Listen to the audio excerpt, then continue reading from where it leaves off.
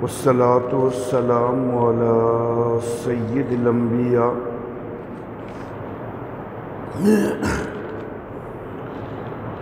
وعلى آلہ واصحابہ الاتقیاء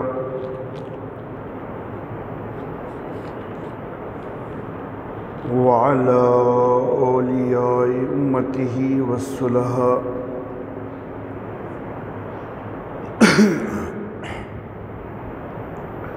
ونشهد أن لا إله إلا الله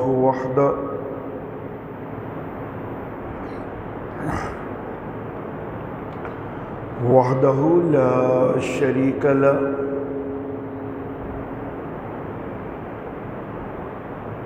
ونشهد أن سيدنا ومولانا محمدًا عبده ورسوله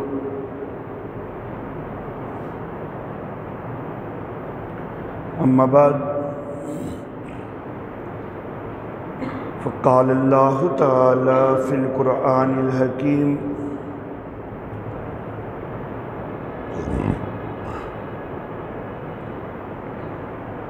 أعوذ بالله من الشيطان الرجيم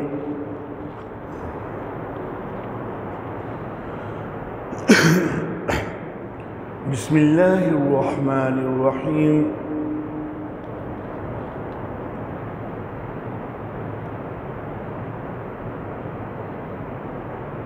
إنا أعطيناك الكوثر فصل لربك وانحر إن شانئك هو الأبتر وقال الله تعالى في مقام آخر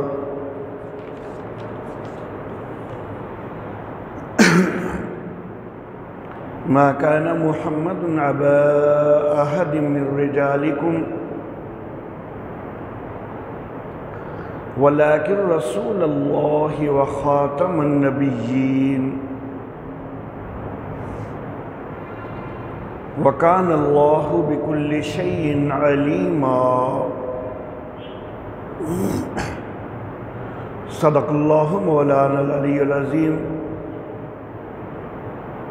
وبلغنا نبيه ورسوله الكريم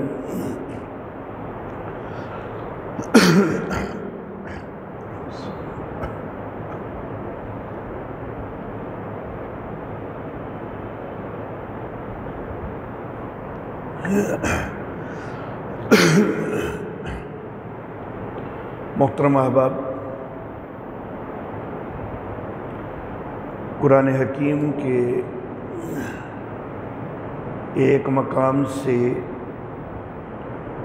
ایک مختصر سی سورہ مبارکہ اور دوسرے مقام سے ایک آیت مبارکہ تلاوت کرنے کی سعادت حاصل کی ہے۔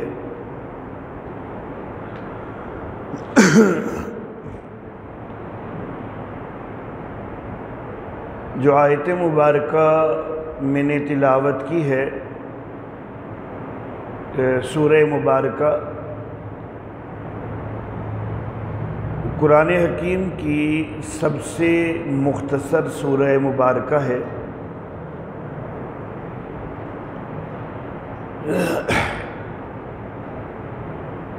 جس میں اللہ رب العزت ارشاد فرماتے ہیں کہ بسم اللہ الرحمن الرحیم انا اعطیناک الکوثر، بے شک ہم نے آپ کو کوثر عطا کی ہے۔ فصلی لربک وانحر، بس اپنے رب کے لیے نماز پڑھیے اور قربانی کیجیے۔ ان شانئک ھو الابتر، بے شک آپ کا دشمن ہی دم کٹا ہوگا۔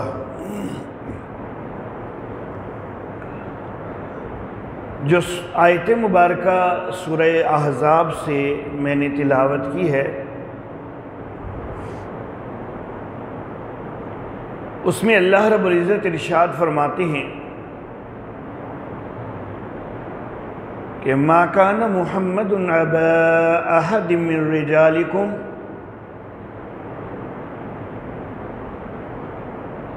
محمد صلی اللہ علیہ وسلم تمہارے مردوں میں سے کسی کے باپ نہیں ہے، ولیکن رسول اللہ و خاتم النبیین، اور لیکن اللہ کے رسول ہیں اور خاتم النبیین ہیں، وَكَانَ اللَّهُ بِكُلِّ شَيْءٍ عَلِيمًا، اور اللہ ہر چیز کو جاننے والا ہے۔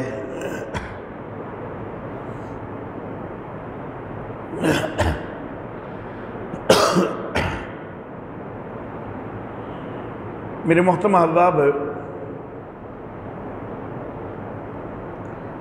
ربیع الاول کے مہینہ کا آغاز ہو چکا ہے۔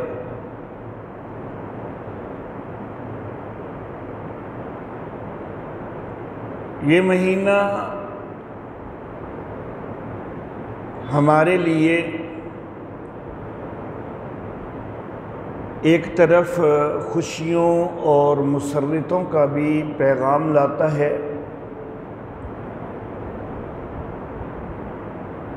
اور دوسری طرف دکھ اور غم کا پیغام بھی لاتا ہے، کیونکہ اسی مہینے میں میرے آقا محمد عربی صلی اللہ علیہ وسلم کی ولادت بھی ہوئی ہے،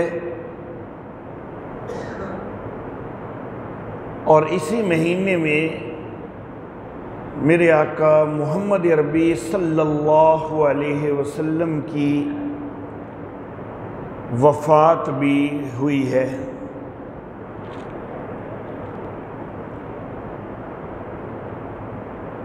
تو اس لیے ایک طرف یہ مہینہ خوشیوں کا پیغام لاتا ہے، اور دوسری طرف دکھ، غم اور حزن کا پیغام بھی لاتا ہے۔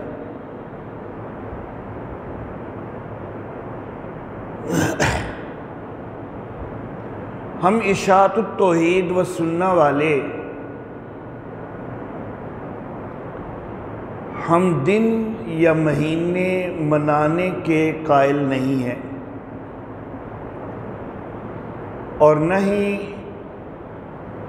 یہ دن منانا یا کوئی مہینے منانا یہ کوئی شریعت کا حصہ ہے کہ کسی کی وفات کا یا کسی کی پیدائش کا دن منایا جائے۔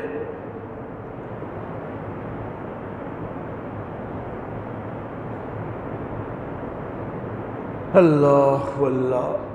اور نہ ہی ہم نبی اکرم صلی اللہ علیہ وسلم کی سیرت کے بیان کے لیے کوئی ربیع الاول کو مخصوص قرار دیتے ہیں۔ ہم الحمدللہ ثم الحمدللہ سارا سال اللہ کی وحدانیت بھی بیان کرتے ہیں، اور رحمت کائنات صلی اللہ علیہ وسلم کی سیرت کا بیان بھی کرتے ہیں۔ سیرت کا بیان کوئی ربیع الاول کے ساتھ خاص نہیں ہے،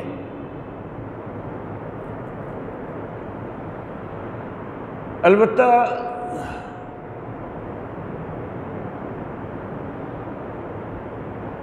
اس مہینے میں بھی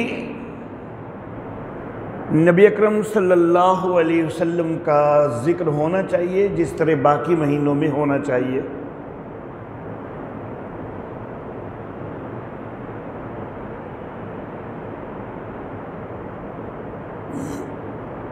میرے آقا محمد عربی صلی اللہ علیہ وسلم کے حوالہ سے جو مختصر سی سورہ مبارکہ میں نے تلاوت کی ہے، اس کے پس منظر میں ایک بات ملتی ہے کہ نبی اکرم صلی اللہ علیہ وسلم کی کوئی نرینہ اولاد بڑی عمر تک نہیں پہنچی، آپ کے صاحبزادے چھوٹی عمر میں وفات پا جاتے ہیں، تو کسی بدبخت مشرک نے یہ طعنہ دیا تھا کہ اس کی تو نرینہ اولاد ہی باقی نہیں رہتی، تو اس کے پیچھے کوئی نام لیوا ہی نہیں ہوگا۔ اس کے جواب میں یہ سورہ مبارکہ نازل ہوئی۔ تو گویا کہ اس سورہ مبارکہ میں، اس کے نزول میں نبی اکرم صلی اللہ علیہ وسلم کے صاحبزادوں کی وفات جو ہے وہ ایک اس کا نزول کے اندر ایک سبب کی حیثیت رکھتی ہے۔ دوسری طرف جو آیت مبارکہ سورہ احزاب کی میں نے تلاوت کی ہے، اس میں بھی ایک بات اسی سورہ مبارکہ کے مطابق ہے کہ اس میں بھی ابتدا میں یہ فرمایا گیا کہ ما کان محمد ابا احد من رجالکم، محمد صلی اللہ علیہ وسلم تمہارے مردوں میں سے کسی کے باپ نہیں ہے۔ سورہ کوثر کا جو پس منظر ہے اس میں یہ چیز آ جاتی ہے کہ نبی اکرم صلی اللہ علیہ وسلم کا کوئی صاحبزادہ وہ بڑی عمر تک نہیں پہنچا ہے، سارے بچپن میں فوت ہو گئے ہیں۔ اور سورہ احزاب کے اندر بھی یہ بات آ گئی کہ محمد صلی اللہ علیہ وسلم تمہارے مردوں میں سے کسی کے باپ نہیں ہے، یعنی آپ کا کوئی صاحبزادہ جوانی کی عمر تک نہیں پہنچا کہ جس کو مرد کہا جا سکے۔ تو جو سورہ مبارکہ اور جو آیت مبارکہ میں نے تلاوت کی ہے، دونوں کے اندر ایک چیز مشترک ملتی ہے ہمیں۔ اللہ اللہ،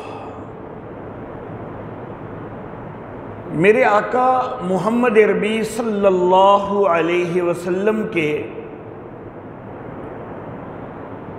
3 صاحبزادے پیدا ہوئے ہیں، قاسم، عبداللہ اور ابراہیم۔ میرے آقا صلی اللہ علیہ وسلم کی صاحبزادیاں 4 ہیں، زینب، رقیہ، ام کلثوم اور فاطمہ رضی اللہ تعالی عنہن۔ صاحبزادیاں میرے آقا صلی اللہ علیہ وسلم کی 4 ہیں، اور صاحبزادے جو پیدا ہوئے وہ 3 ہیں۔ بعض لوگ 4 صاحبزادے کہتے ہیں اور وہ نام لیتے ہیں قاسم، طیب، طاہر اور ابراہیم، لیکن میں عرض کرنا چاہوں گا کہ طیب اور طاہر یہ کوئی 2 بیٹے نہیں ہیں۔ جو نبی اکرم صلی اللہ علیہ وسلم کا درمیان والا بیٹا ہے عبداللہ، تو طیب اور طاہر اسی عبداللہ ہی کے 2 لقب ہیں۔ تو نبی اکرم صلی اللہ علیہ وسلم کے صاحبزادے 3 ہیں، قاسم، عبداللہ اور ابراہیم۔ ان میں سے عبداللہ کا لقب طیب بھی ہے اور عبداللہ ہی کا لقب طاہر بھی ہے۔ اللہ اللہ۔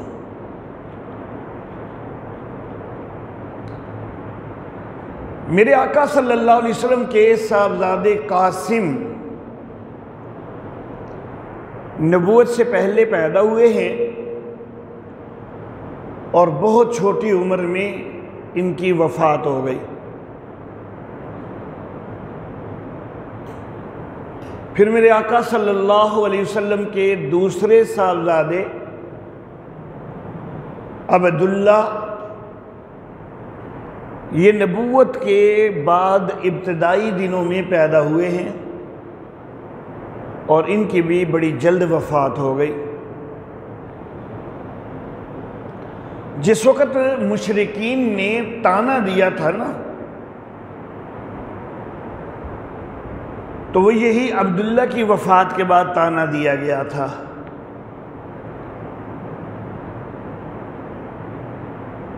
اللہ اللہ۔ تیسرے صاحبزادے ابراہیم جو ہیں وہ بہت بعد آخر میں مدنی دور میں وہ پیدا ہوئے ہیں، لیکن وہ بھی جلدی ہی وفات پا گئے میرے آقا صلی اللہ علیہ وسلم کی زندگی میں ہی۔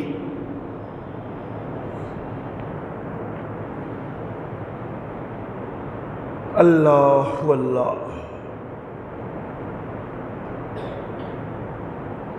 میرے محترم احباب، جب میرے آقا محمد عربی صلی اللہ علیہ وسلم کی وفات ہوئی ہے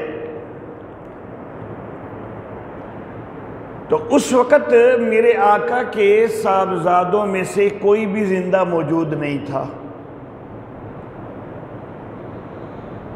اور صاحبزادیاں جو 4 پیدا ہوئی ہیں ان میں بھی 3 نبی اکرم صلی اللہ علیہ وسلم کی زندگی میں ہی وفات پا چکی تھی۔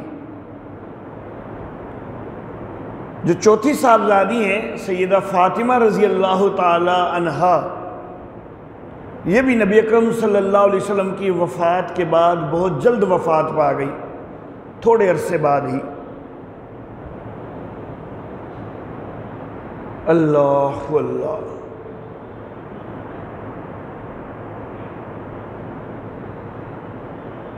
کیا کسی باپ کا یہ جی چاہتا ہے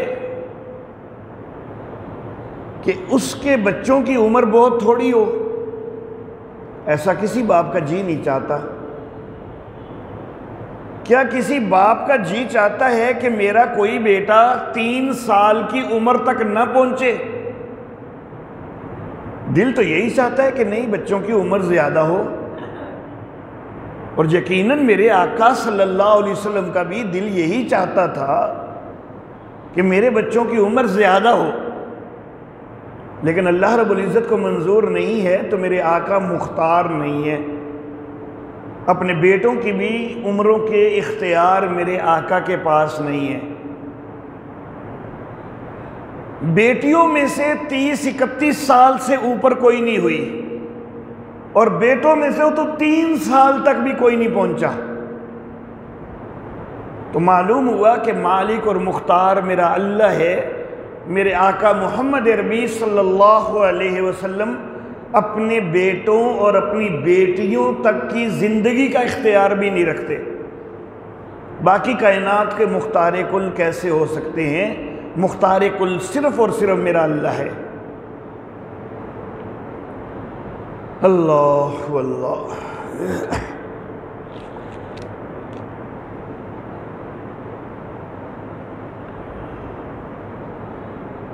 نبی اکرم صلی اللہ علیہ وسلم نے حضرت زید بن حارثہ رضی اللہ تعالی عنہ کو اپنا بیٹا بنایا ہوا تھا، متبنہ، منہ بولا بیٹا، لے پالک بیٹا جس کو کہا جاتا ہے، منہ بولا بیٹا بنایا ہوا تھا۔ لے پالک کا ذرا تھوڑا سا مفہوم اور ہو جاتا ہے کہ وہ بچپن میں سے کسی سے لیا گیا ہو، لیکن بہرحال منہ بولے بیٹے تھے حضرت زید بن حارثہ رضی اللہ تعالی عنہ۔ یہ بچپن میں اغوا ہو گئے تھے اور پھر بکتے بکاتے یہ حضرت خدیجہ رضی اللہ تعالی عنہا کی ملکیت میں آ گئے تھے بحیثیت غلام۔ جب حضرت خدیجہ رضی اللہ تعالی عنہا ان کا میرے آقا محمد عربی صلی اللہ علیہ وسلم سے نکاح ہوا نبوت سے 15 سال پہلے، تو یہ جو غلام ہے اس کو حضرت خدیجہ رضی اللہ تعالی عنہا نے تحفے کے طور پر نبی اکرم صلی اللہ علیہ وسلم کو دے دیا۔ تو گویا کہ اب ان کی حیثیت نبی اکرم صلی اللہ علیہ وسلم کے غلام کی ہو گئی۔ تو یہ حقیقت میں تو ایک آزاد شخصیت تھے، بچپن میں اغوا ہوئے تھے۔ ایک وقت آیا کہ ان کے والدین کو پتہ چل گیا کہ یہ مکہ میں محمد صلی اللہ علیہ وسلم کے پاس ہیں۔ ان کا والد، ان کا چچا ان کو لینے کے لیے آئے، غالباً بھائی بھی۔ نبی اکرم صلی اللہ علیہ وسلم ابھی نبی نہیں بنے تھے اس وقت، یہ اس سے پہلے کی بات ہے۔ انہوں نے آ کے ملاقات کی اور کہا کہ یہ ہمارا بیٹا ہے زید، آپ کے پاس بحیثیت غلام رہ رہا ہے، آپ اس کی جو قیمت لینا چاہتے ہیں قیمت لے لیں اور اس کو آزاد کر دیں، ہمارے حوالے کر دیں۔ نبی اکرم صلی اللہ علیہ وسلم نے فرمایا کہ تمہارا بیٹا ہے تو پھر مجھے قیمت لینے کی تو کوئی ضرورت نہیں ہے، تمہارا بیٹا ہے میں کیوں تم سے قیمت لوں، لیکن ایک شرط ہے میری کہ اگر زید خود تمہارے ساتھ جانا چاہے تو ضرور لے جاؤ، لیکن اگر زید یہاں میرے پاس ہی رہنا چاہے تو پھر میں تمہیں نہیں لے جانے دوں گا۔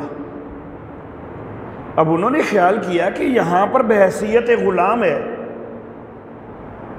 تو ہمارا بیٹا کیسے نہیں جائے گا، ان کا تو تصور بھی نہیں تھا۔ اللہ اللہ، انہوں نے کہا جی ٹھیک ہے، ہم اس کی مرضی کے بغیر نہیں لے کے جائیں گے اس کو۔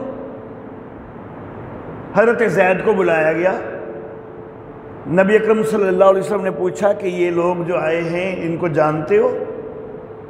انہوں نے کہا کہ ہاں یہ میرا والد ہیں، یہ میرے چچا ہیں، یہ میرا بھائی ہے، سب کو پہچانتا ہوں میں۔ اللہ اللہ، نبی اکرم صلی اللہ علیہ وسلم نے فرمایا کہ تمہیں لینے آئے ہیں، لیکن میں نے ان سے یہ کہا ہے کہ زید اگر میرے پاس رہنا چاہے تو تم زبردستی نہ لے کے جانا، اگر خوش دلی سے تمہارے ساتھ جانا چاہتا ہے تو بے شک لے جاؤ۔ تو تمہاری کیا رائے ہے؟ اب دیکھیں ایک بچہ ہے جو ایک طویل عرصہ سے وہ اپنے گھر والوں سے بچھڑا ہوا ہے، کئی سال ہو چکے ہیں، ہو سکتا ہے گھر میں ماں بھی ہو، بہنیں بھی ہوں، ان کی محبت کی کشش بھی ہے، کئی سالوں کی جدائی بھی ہے، تو دل تو مائل ہوتا ہوگا حضرت زید کا بھی کہ میں اپنے گھر جاؤں، لیکن رحمت کائنات سید الانبیاء صلی اللہ علیہ وسلم سے زید کو محبت ہی اتنی ملی ہے کہ بہنوں کی محبت پیچھے ہو گئی، ماں کی محبت پیچھے ہو گئی، باپ کی محبت پیچھے ہو گئی، بھائیوں کی محبت پیچھے ہو گئی۔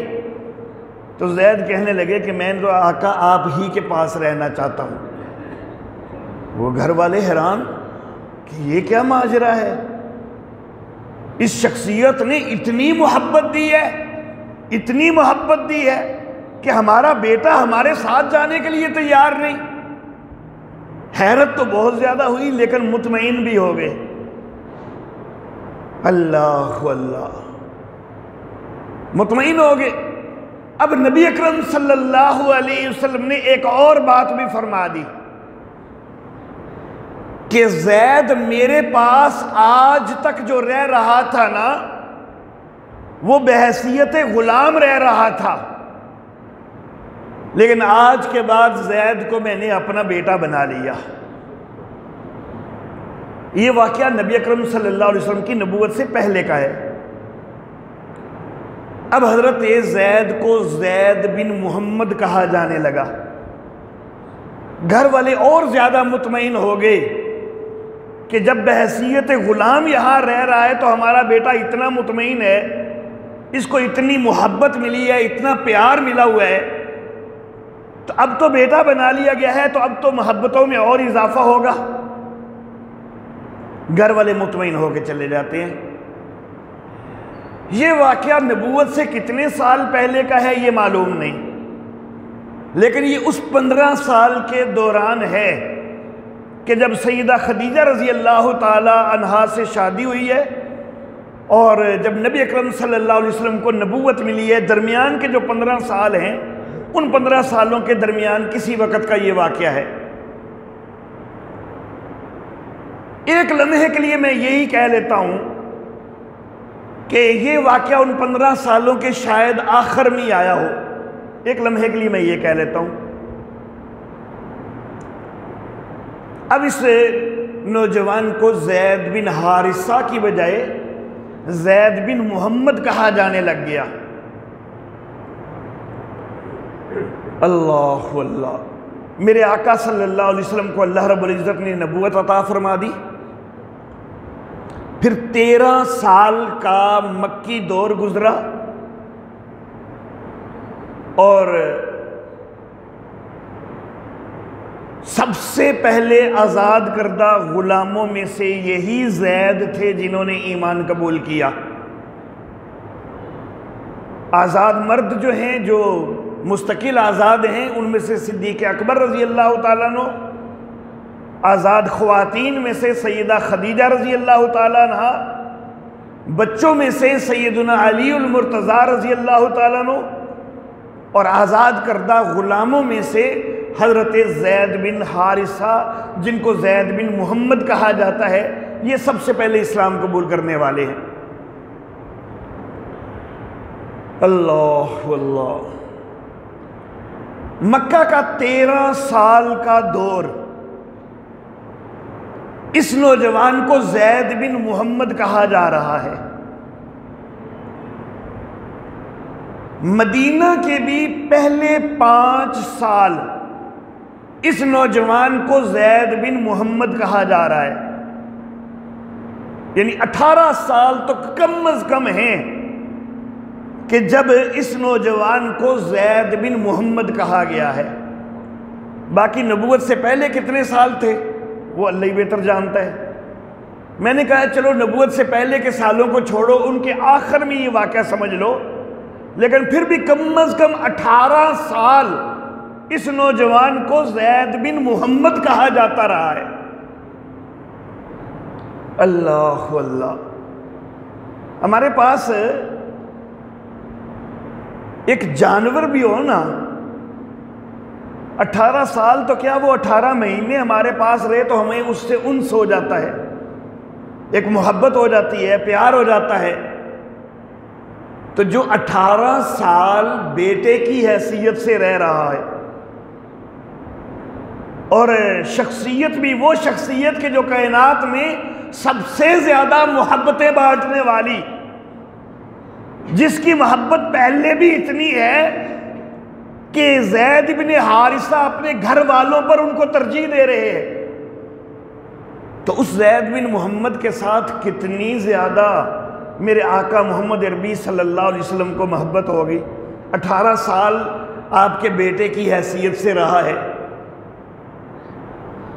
لیکن اللہ رب العزت نے جب یہ سورہ احزاب نازل فرمائی تو اللہ رب العزت نے اس کے اندر ایک حکم نازل فرما دیا کہ ادعوہم لآبائہم هو اقسط عند اللہ، کہ جو متبنہ بناتے ہو، جو دوسروں کے بیٹے پالتے ہو اور اپنے نام کی طرف ان کی نسبتیں کر لیتے ہو تو ایسا نہ کرو، بلکہ ادعوہم لآبائہم، ان کو ان کے باپوں کے نام سے پکارا کرو۔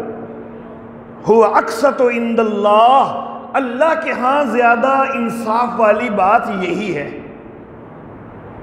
اب گویا کہ زید ابن محمد کہنے کے اوپر پابندی لگ گئی، اب دوبارہ زید ابن حارثہ کہا جانے لگ گیا۔ اللہ اللہ،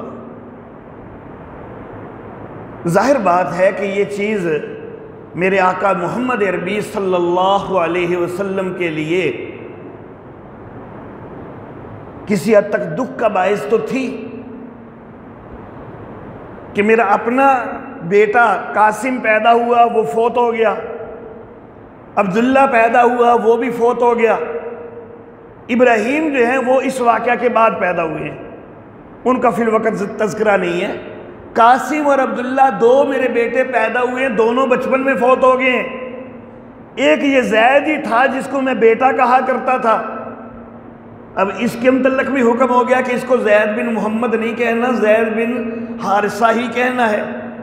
تو تھوڑا دل میں بے چینی تو ہو ہی جاتی ہے، کچھ نہ کچھ دکھ تو دل میں آتا ہے۔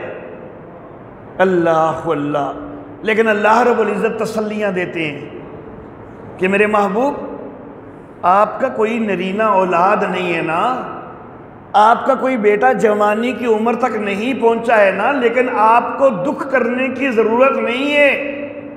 ما کان محمد ابا احد من رجالکم، محمد صلی اللہ علیہ وسلم تمہارے مردوں میں سے کسی کے باپ نہیں ہے، ولیکن رسول اللہ، لیکن وہ اللہ کے رسول ہے نا، اور اللہ کا رسول تو ساری امت کا روحانی باپ ہوا کرتا ہے۔ اللہ اللہ، اگر ایک بیٹے کی نسبت کچھ ہٹی ہے تو پھر رسول اللہ ہونے کے لحاظ سے کئی اور بیٹوں کی نسبت مل بھی تو گئی ہے نا۔ اللہ اللہ، میرے محبوب آپ کو دکھ کرنے کی ضرورت نہیں، آپ کو پریشان ہونے کی ضرورت نہیں۔ اگر زید بن محمد کہا جا رہا تھا، اب زید بن حارثہ کہنا ہے، لیکن آپ کی روحانی اولاد وہ تو صدیق اکبر بھی ہے، آپ کے بیٹوں میں عمر فاروق بھی ہے، آپ کے بیٹوں میں عثمان ذی النورین بھی ہے، آپ کی روحانی اولاد میں علی المرتضیٰ بھی ہے، آپ کی اولاد میں طلحہ ہے، آپ کی اولاد میں زبیر ہے، آپ کی اولاد میں سعد ہے، آپ کی اولاد میں سعید ہے، آپ کی اولاد میں عبد الرحمن ابن عوف ہے، آپ کی اولاد میں ابو عبیدہ بن جراح ہے۔ آپ کی تو اللہ نے وہ روحانی اولاد بنائی ہے کہ جس کو دنیا کے اندر جنت کی بشارتیں مل گئی ہیں۔ آپ کی اولاد، اللہ اللہ، آپ کو اولاد کی کمی نہیں ہے، آپ کی روحانی اولاد صرف یہاں تک محدود نہیں ہے، وہ کہیں حبشہ سے ایک آیا ہوا غلام بلال ہے تو وہ بھی آپ کی اولاد ہے، وہ فارس کے علاقہ سے آیا ہوا سلمان ہے تو وہ بھی آپ کی اولاد ہے، وہ روم کے علاقے سے اٹھ کے آیا ہوا صہیب ہے تو وہ بھی آپ کی اولاد ہے۔ آپ کو غم کرنے کی ضرورت نہیں ہے، آپ کو بیٹوں کی کمی تو نہیں ہے۔ اللہ اللہ، اور آپ کو بیٹوں کی کیا کمی ہوگی؟ آپ اللہ کے رسول ہی ہیں، صرف رسول ہی نہیں، خاتم النبیین ہیں، خاتم النبیین ہیں۔ سابقہ انبیاء آئے نا، ان کی روحانی اولاد بھی ہوئی، ان کی روحانی اولاد ایک محدود عرصے کے لیے تھی، ایک محدود عرصے کے لیے تھی، لیکن سونے محبوب آپ تو خاتم النبیین ہیں، آپ کی روحانی اولاد کا سلسلہ تو قیامت تک چلے گا۔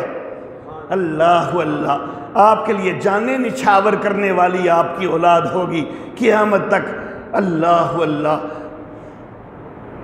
اب میں آتا ہوں وہ اس طرف کہ جو میں نے سورہ مبارکہ تلاوت کی تھی کہ اِنَّا آتَيْنَاكَ الْكَوْثَرَ، سونے محبوب ہم نے آپ کو خیر کثیر عطا کی ہے، ہم نے آپ کو کوثر عطا کی ہے۔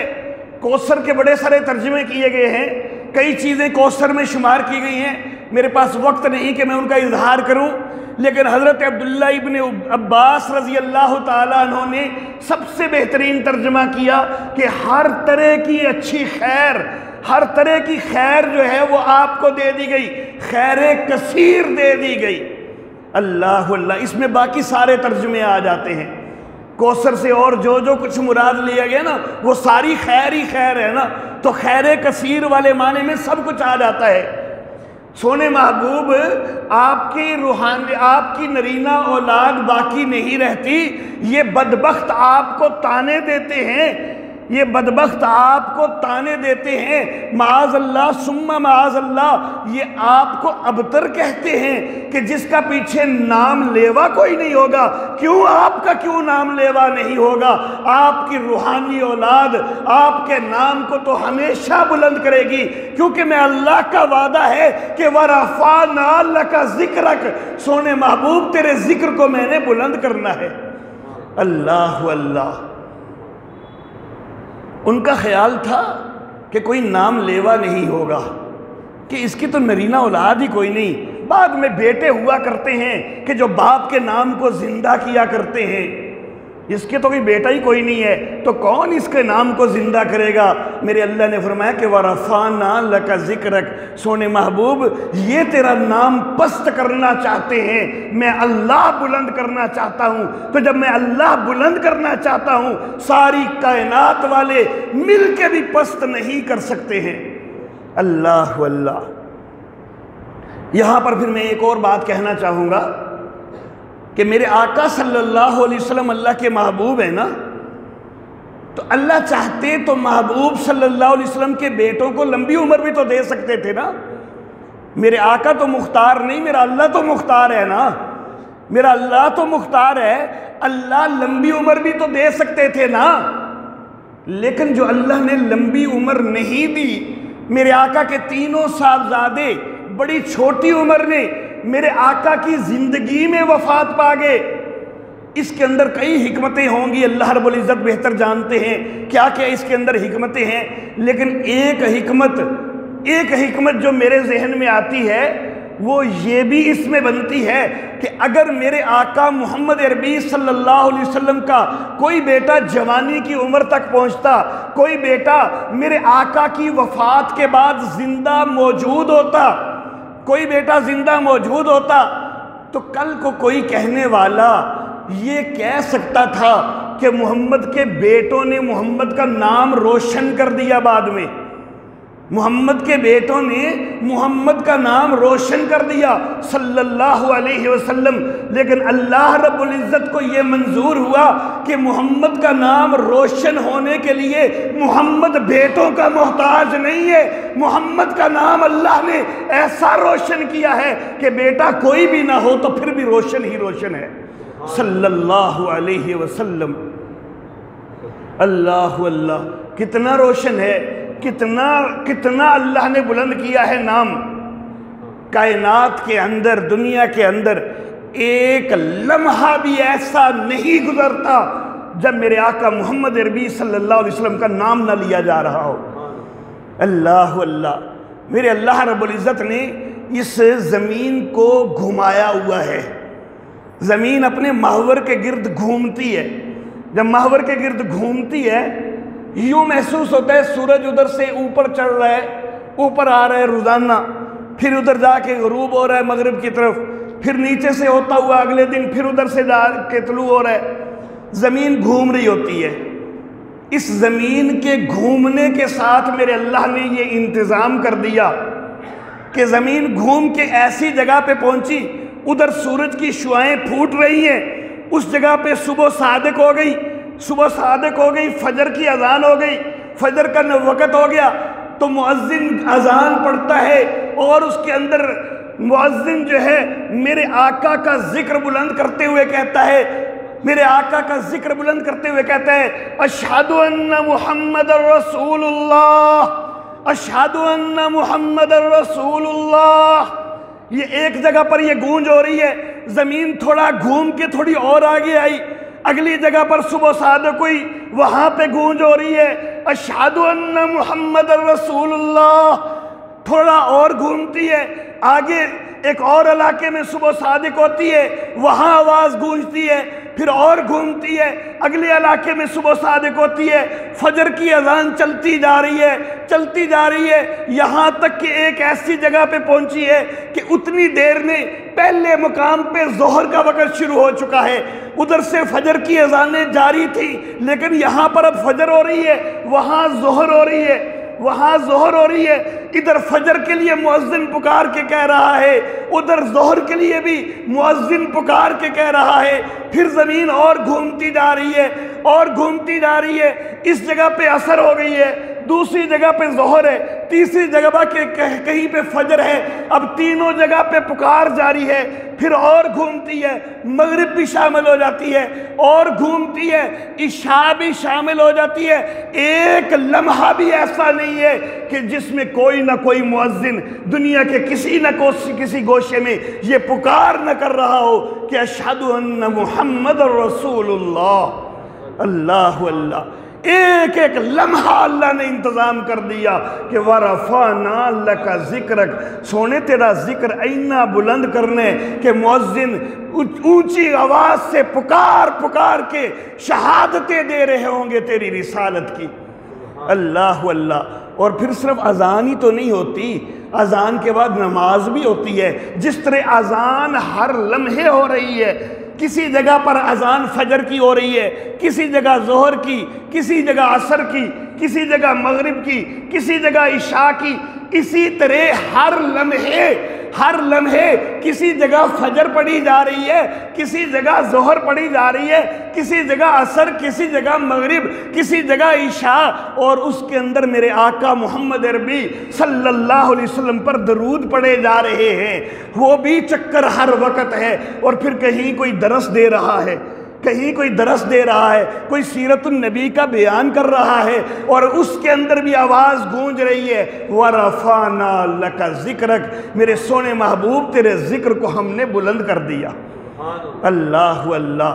اور پھر اللہ رب العزت نے پہلے یہ بھی کہا کہ تجھے خیر کثیر دے دی، تجھے خیر کثیر دے دی، یہ بھی کہا تیرا ذکر بلند کر دیا، اور پھر مستقبل کے وعدے بھی کر دیے کہ وَالْآخِرَةُ خَيْرٌ لَكَ مِنَ الْأُولَى، سونے محبوب خیر کثیر دے چکا، تیرا ذکر پوری کائنات میں ایک ایک لمحے کے لیے بلند کر چکا، اور میرا آگے بھی وعدہ ہے کہ سونے محبوب تیری تو ہر آنے والی گھڑی پچھلی گھڑی سے بہتر ہوتی جائے گی، پچھلی گھڑی سے بہتر ہوتی جائے گی، اللہ اللہ۔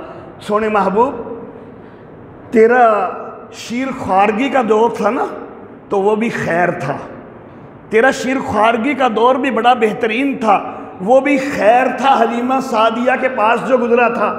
شیر خوارگی سے جس وقت تو بچپن میں آیا تو وہ بچپن پہلے سے زیادہ خیر والا ہو گیا، جب بچپن سے نوجوانی میں آیا تیرا تو ہر اگلا لمحہ پہلے لمحے سے بہتر ہے، بچپن سے نوجوانی میں آیا تو اور بہتر ہو گیا، نوجوانی سے جوانی میں پہنچا تو اور خیر والا اور بہتر ہو گیا، جوانی سے ادھیڑ عمر میں پہنچا تو اور خیر والا، اور ادھیڑ عمر سے بڑھاپے میں قدم رکھا تو اور خیر والا۔ تیری تو زندگی کا ہر اگلا لمحہ پہلے لمحے سے زیادہ خیر والا، پہلے لمحے سے زیادہ بہتر۔ میرے سونے محبوب تو جب نبی نہیں بنا تھا تیری زندگی تب بھی بڑی خیر والی تھی، جب نبوت مل گئی تو تب اور خیر والے ہو گئے، اور نبوت کے بعد مکی دور بھی خیر والا تھا، مدنی دور میں پہنچا تو اور خیر والا ہو گیا۔ وَالْآخِرَةُ خَيْرٌ لَكَ مِنَ الْأُولَى، تیری تو ہر پچھلی گھڑی پہلی گھڑی سے خیر ہی خیر ہے، بہتر ہی بہتر ہے، اللہ اللہ۔ میرے سونے محبوب تو بدر میں آیا نا تو خیر والا تھا، جب احد میں پہنچا تو اور خیر والا ہو گیا، جب خندق میں پہنچا تو اور خیر والا ہو گیا، جب خیبر میں پہنچا اور خیر والا ہو گیا، جب مکہ فتح کرنے آیا اور خیر والا ہو گیا، اللہ اللہ۔ میرے محبوب جب ابھی احکام کے نزول کا سلسلہ شروع ہوا تھا تب بھی خیر والا ہوا، جب احکام بڑھتے گئے تیری خیر کے اندر اضافہ ہی ہوتا گیا، وَلَلْآخِرَةُ خَيْرٌ لَكَ مِنَ الْأُولَى، سونے محبوب تیری ہر پچھلی گھڑی پہلی گھڑی سے بہتر ہوتی جائے گی۔ یہ میرے اللہ کا وعدہ ہے۔ اور اسی تناظر میں ایک آخری بات کرنا چاہوں گا، جمعہ کا وقت ختم ہو گیا۔ اسی تناظر میں ایک آخری بات کرنا چاہوں گا، جب میرے محبوب سے میرے اللہ کا وعدہ ہے کہ سونے محبوب تیرے لیے ہر پچھلی گھڑی پہلی گھڑی سے بہتر ہے، تو یہ وعدہ کیا صرف اس دنیا سے متعلق ہے؟ یہ وعدہ کیا صرف اس دنیا سے متعلق ہے؟ کیا میرے آقا کے جو دیگر عالم ہے، میرے آقا جس وقت عالم ارواح تھے، عالم ارواح میں تھے، اس وقت بھی میرے آقا خیر والے تھے؟ عالم ارواح سے عالم بطن میں پہنچے تو کیا وہاں مزید خیر والے نہیں ہوئے؟ عالم بطن سے جب عالم دنیا میں پہنچے تو کیا یہاں خیر نہیں بڑھی؟ تو یہاں پر بھی تو بڑھنی ہے نا۔ تو پھر جب عالم دنیا سے عالم برزخ میں پہنچے ہیں تو مان لو نا کہ وہاں اور خیر والے ہوگے، وہاں اور خیر والے ہوگے، تو پھر ان کی دنیا کی زندگی قرار دینے کی ضرورت نہیں ہے، وہ تو اور خیر والی زندگی میں پہنچ گئے۔ پھر یہ کہنے کی ضرورت نہیں ہے کہ ان کو دنیاوی زندگی حاصل ہے، نہیں نہیں، برزخی زندگی اس دنیاوی زندگی سے کہیں بہتر ہے میرے محمد عربی صلی اللہ علیہ وسلم کے لیے۔ اور جب میرے آقا آخرت میں پہنچیں گے تو پھر برزخ سے بھی زیادہ خیر والے ہو جائیں گے، جب ساقی کوثر بنیں گے۔ اللہ رب العزت ہمیں محمد عربی صلی اللہ علیہ وسلم کے ہاتھوں سے کوثر کا جام نصیب فرمائے۔